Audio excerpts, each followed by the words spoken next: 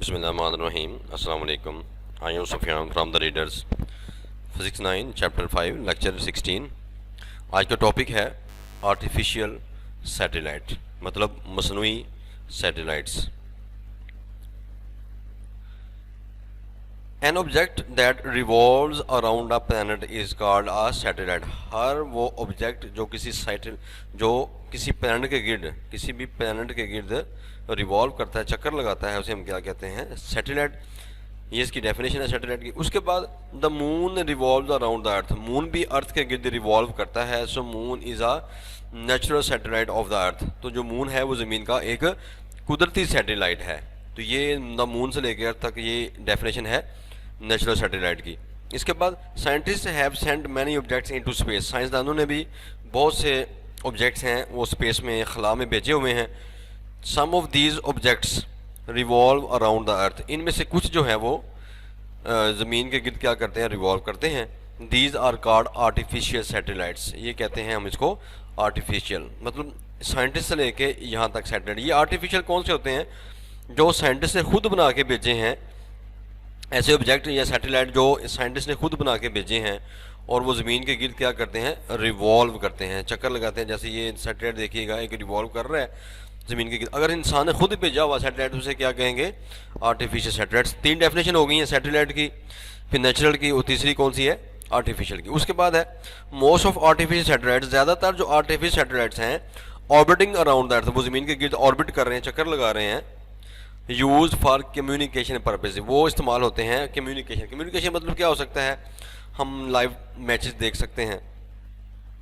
Artificial satellites carry instruments. Artificial satellites में instruments, आलात भी जा सकते हैं, औजार वगैरह जो होते हैं, और पैसेंजर्स, इसमें मुसाफिर भी जा सकते हैं। To perform experiments. पैसेंजर वगैरह मतलब साइंटिस्ट ही जाते हैं वहाँ पे। To perform experiments in space, या स्पेस के अंदर तजर्बात करने के लिए। ये इसके 2 यूज़ हैं, ये भी आपने याद कर लेने हैं। जो यूज़ हैं वो याद करने हैं। पर एक इसका यूज़ कम्युनिकेशन है, इसके अलावा इंस्ट्रूमेंट्स लेके जा सकता है, पैसेंजर लेके जा सकता है। ये इसके यूजेस याद करने हैं शॉर्ट क्वेश्चन के तौर पे। उसके बाद large number of artificial satellites have been launched in different orbits around the earth. मुख्तलिफ किस्म के जो मसनूई सैटेलाइट है वो ज़मीन के गिर्द हमने लॉन्च किए हुए हैं। मुख्तलिफ डिफरेंट ऑर्बिट का मतलब मुख्तलिफ ऑर्बिट, इनकी हाइट मुख्तलिफ है। किसी की ज़मीन से हाइट कम है, किसी की ज़्यादा है। अब ऑर्बिट बेसिकली क्या होता है? ऑर्बिट बेसिकली देखिएगा स्टूडेंट्स, ये जो सैटेलाइट की हाइट है ना ज़मीन के सेंटर तक, यानी कि ज़मीन से के सेंटर से लेके सैटेलाइट तक जो हाइट है, जिसे हम r+h भी कहते हैं, इसको r+h भी हम कहते हैं, पीछे हम पढ़ चुके हैं। इसको हम ऑर्बिट कहते हैं, यानी कि ऑर्बिटर रेडियस कहते हैं। कहाँ से लेके? ज़मीन के सेंटर से लेके ये सैटेलाइट की तक, इसे हम कहते हैं ऑर्बिटर रेडियस। तो याद रखिएगा स्टूडेंट्स, सैटेलाइट के जो ऑर्बिटर रेडियस होते हैं वो डिफरेंट होते हैं। किसी का ऑर्बिटर रेडियस कम होता है, किसी का ज़्यादा होता है। जिसका ऑर्बिटर रेडियस ज़्यादा होता है उसकी हाइट ज़मीन से क्या होती है? ज़्यादा हो जाती है। They take different time to complete their one revolution around the earth. वो ज़मीन के गिर्द चक्कर लगाने में टाइम मुख्तलिफ लेते हैं, depending upon their distance as from the earth. ये डिपेंड किस पे करता है? उसका फासला कितना है अर्थ से। याद रखिएगा स्टूडेंट्स, जिस सैटेलाइट का फासला ज़मीन से जितना ज़्यादा होगा वो ज़मीन के गिर्द चक्कर लगाने में, रिवॉल्व करने में टाइम ज़्यादा लेगा। Communication satellites take 24 hours to complete their one revolution around the earth.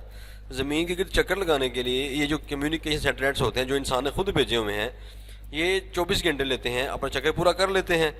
As earth also complete its one rotation about its axis in 24 hours. याद रखिएगा स्टूडेंट्स, ज़मीन अपने गिर्द जो चक्कर पूरा करती है ना अपने गिर्द, वो भी 24 घंटे में पूरा कर लेती है। Hence these communication satellites appear to be stationary. ऐसा लगता है कि ये जो सैटेलाइट हमने भेजे हुए हैं ये स्टेशनरी हैं, क्योंकि ज़मीन की भी वही स्पीड होनी है घूमने की अपने गिर्द, और सैटेलाइट की वही है। लिहाजा ऐसा लगता है जैसे ये सैटेलाइट हरकत नहीं कर रहे with respect to the earth, ज़मीन के हिसाब से। It is due to this reason, यही वजह है, that orbit of such a satellite, ऐसे सैटेलाइट का ऑर्बिट इज कॉल्ड कहलाता है जियो स्टेशनरी ऑर्बिट। इसे हम कहते हैं जियो स्टेशनरी ऑर्बिट। ऐसा ऑर्बिट जो रुका हुआ है, ऐसे सैटेलाइट जो हरकत नहीं कर रहा। ये आपने डेफिनेशन याद करनी है जियो स्टेशनरी ऑर्बिट की, यहाँ से याद कर लीजिएगा कम्युनिकेशन से लेके ऑर्बिट तक।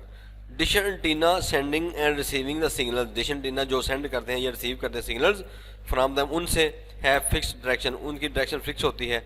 Depending upon their location on the earth, कि जो लोकेशन हमें चाहिए है अर्थ पे, उसकी उस हिसाब से हम इसकी डायरेक्शन क्या कर लेते हैं, फिक्स कर लेते हैं। तो स्टूडेंट आपने इसके अंदर डेफिनेशन है चार डेफिनेशन है सैटेलाइट की।